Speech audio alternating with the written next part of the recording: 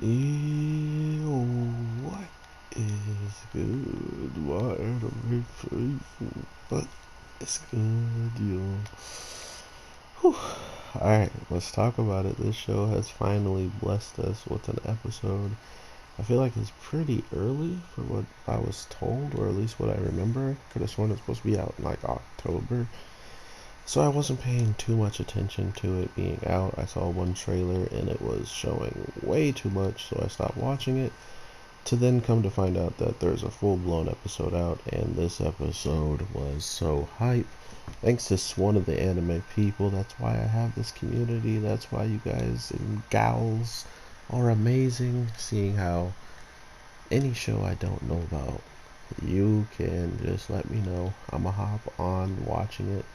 And I was thinking about dropping it tomorrow when God of High School comes out, but I didn't want to add any extra stuff to my Monday because I know I could just wake up Monday, watch one show, get it out, and then get ready for work. Unlike if I use this show and put it out, then I would have another show. So I didn't want to do that, just make it simple for myself and drop it tonight. But with everything we learned in this week's episode, I was wondering how the finger thing was going to work out and why it was such an important piece of the trailers through and through. But knowing that if you eat it and you have a possibility to become cursed, it kind of begs the question of who is capable of just cursing. Are you capable of getting cursed by just, being affected by the outside sources? Like, you don't have to actually eat and you can still be damaged quite a bit, because as we see with his friends this week's episode, they were right in the jaws, like they were in the thick of it, and it didn't really seem all that much like they were going to end up having lasting effects. I mean, we don't know that yet because this whole entire night hasn't even ended, but from what it looked like, it didn't seem like they would have lasting effects from this encounter. It doesn't seem like anything actually did much to them, besides the guy who got like his head massaged by a bunch of fingers. um, but yeah, no, I really did like what they were doing with some of the designs of the animation direction, the way that he like fights and moves.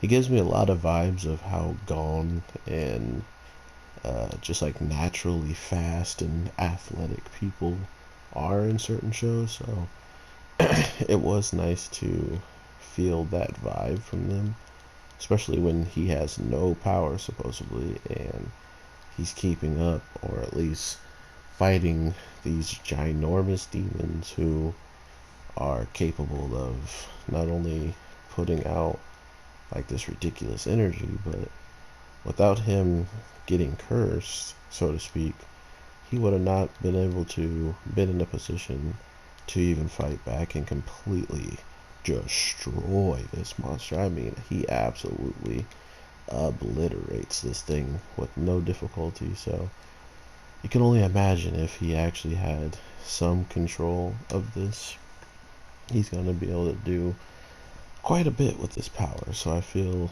like we're only breaking the surface of what this show even has to offer. But this is a this is a ridiculous starting episode just to be like, hi, this is what we're about, and if you aren't ready, then yeah, you gotta leave now or forever hold your peace. But I really do hope you guys are having a good night, evening. um I am interested in seeing like where all these other characters are gonna fill in. We can kind of tell that these characters we're watching, his friends that he has right now, aren't really all that relevant. Maybe later on, because we see, the guy with the black hair seems like he's gonna be. Uh, excuse me, it's late. The guy with the black hair seems like the rival, and especially since he just witnessed him get possessed, quote unquote, or cursed, he's already in a fighting position to try to take him out because he heard, including what this demon has just said, talking about, absolutely devouring women and children. Everything bad you can think of, this monster wants to do it, which makes a lot more sense at the beginning of the episode why he's sitting down tied up with such heavy restraints on him, seeing how he has some type of power like that. But the other thing that kind of trips me out is he didn't have, um, he did not have the actual finger on him, on his person, but yet the guy who is trying to help him or trying to help his friends could easily sense that uh, he had the artifact on him in some way, shape, or form. So that is a very telling sign for me that there might be some other uh, outside source of energy that he also has. Because we see he has unnatural strength, he has unnatural agility, like he's just superhuman in all the sense of the matter. And that being said, it makes a lot of sense that the grandfather wants him to fight and help people if he can. So I'm looking forward to seeing what all is about to pop off with this show, especially knowing that it's just happening. Everything's just popping off. First episode, we know why he's a danger to humanity now that he's had this super high grade demon finger for dinner, and now he is going to probably have to change his whole entire life around because of this demon inside of him and trying to tame it.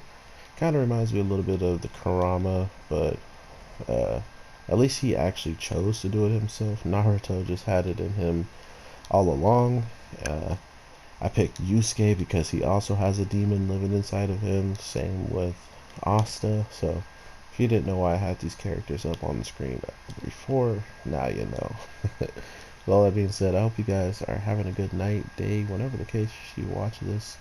I will be looking forward to watching the show for quite different reasons.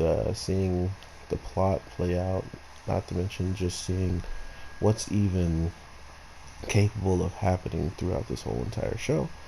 And when the other characters get added, what are they going to be about? So, all that being said, everybody, have an awesome one, and I'll talk to you sooner than later. Peace.